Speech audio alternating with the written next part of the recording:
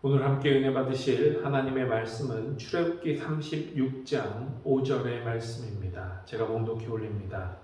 모세에게 말하여 이르되 백성이 너무 많이 가져오므로 여호와께서 명령하신 일에 쓰기에 남음이 있나이다. 아멘. 오늘은 출애굽기 36장의 말씀을 함께 보며 하나님께 은혜 받는 시간이 되시기를 주님의 이름으로 소망합니다. 어제 말씀드린 것처럼 모세는요, 하나님께 받은 이 말씀을 온전히 하나님의 백성들에게 전하였습니다. 자신의 생각과 주장을 섞지 않고 오직 하나님의 말씀만 그대로 그 백성들에게 전하였습니다. 그리고 마지막으로 그 모든 성막의 기구를 만들 사람으로 부살렐과 오홀리압을 지명하여 세웠습니다. 오늘 본문의 1절의 말씀입니다. 부살렐과 오홀리압과 및 마음이 지혜로운 사람 곧 여호와께서 지혜와 총명을 부으사 성소에 쓸 모든 일을 할 줄 알게 하신 자들은 모두 여호와께서 명령하신 대로 할 것이니라. 아멘. 그렇다면 여러분, 이렇게 하나님께서 지명하여 세우신 부살렐과 오홀리압 그리고 이 많은 사람들은 어떻게 이렇게 중요한 하나님의 성전을, 이 성막을 세우는 이 사명에 참여할 수 있게 되었을까요? 성경은요, 여러분, 그들의 업적이나 공로를 말하고 있지는 않습니다. 그들이 그냥 어느 지파의 자손이다, 이 정도만 말해주고 있다라는 것입니다.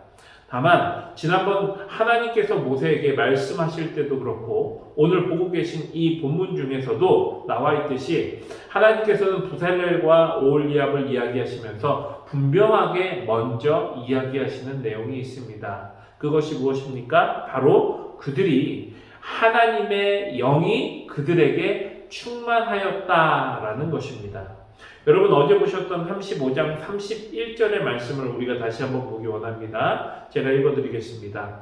하나님의 영을 그들에게 충만하게 하여 지혜와 총명과 지식으로 여러 가지 일을 하게 하시되, 여러분, 말씀은요, 그들의 개개인적인 능력에 관심을 두고 있지 않습니다. 오직 그들이 이 사명을 감당하기 전에 성령이 충만한 상태였다라는 것을 강조하고 있다라는 것이지요. 여러분, 그뿐만이 아닙니다. 하나님께서는요, 성막을 만드는 사람들, 꼭 그 사람들뿐만 아니라 모든 이스라엘 백성들 또한 이렇게 성령 충만하게 먼저 하셨습니다. 오늘 본문 5절부터 7절 말씀을 우리 함께 보기 원합니다. 5절부터 7절의 말씀입니다. 모세에게 말하여 이르시되 백성이 너무 많이 가져오므로 여호와께서 명령하신 일에 쓰기에 남음이 있나이다. 모세가 명령을 내리매 그들이 진중에 공포하여 이르되 남녀를 막론하고 성소에 드릴 예물을 다시 만들지 말라 하매 백성이 가져오기를 그치니 있는 재료가 모든 일을 하기에 넉넉하여 남음이 있었더라. 아멘. 여러분, 본문은 지금 무엇을 말하고 있습니까? 성막을 만들기 위해 각종 예물과 재료들을 받기 시작했는데 그것이 이제는 남았다라는 것입니다. 넉넉하여서 더 가져올 필요가 없다라는 것입니다. 여러분, 그런데 이게 어떻게 가능한 일입니까? 여러분, 우리나라에는 외세 침입도 많았고 6.25라는 아픔도 있었기 때문에 피난을 간다는 것이 어떤 것인지 어떤 의미인지 남들보다는 더 잘 알 것입니다. 살던 집을 떠나서 정처 없이 목적지도 없이 방황하는 가운데 여러분, 그런 사람들에게 가장 필요한 게 무엇일까요? 여러분, 넓은 집일까요? 땅일까요? 엄청난 재산일까요? 아닙니다. 아무것도 필요 없고요. 지금 내가 들고 움직일 수 있는 것, 지금 내가 가지고 있는 것, 이것이 그들에게 있어서 가장 중요한 것입니다. 여러분, 그렇다면 이스라엘 백성들에게는 무엇이 가장 소중했을까요? 이 애굽을 나올 때 그들에게서 받아온 그 물건, 그것이 그들에게는 가장 소중한 재산이었을 것입니다. 언제 끝날지도 모르는 이 광야에 방황하는 가운데서 그 물건들은 어쩌면 이 사람들을 지탱해 줄 수 있는 희망과 같은 의미일 수도 있었을 것입니다. 그런데 그런 재물들을 여러분 강제로 내라고 한 것도 아니고요. 의무도 아니었습니다. 온전히 그냥 자발적인 마음으로 내라고 했는데, 그런데 그 귀한 것들을 넘치도록 넉넉하게 이스라엘 백성들이 내고 있다라는 것입니다.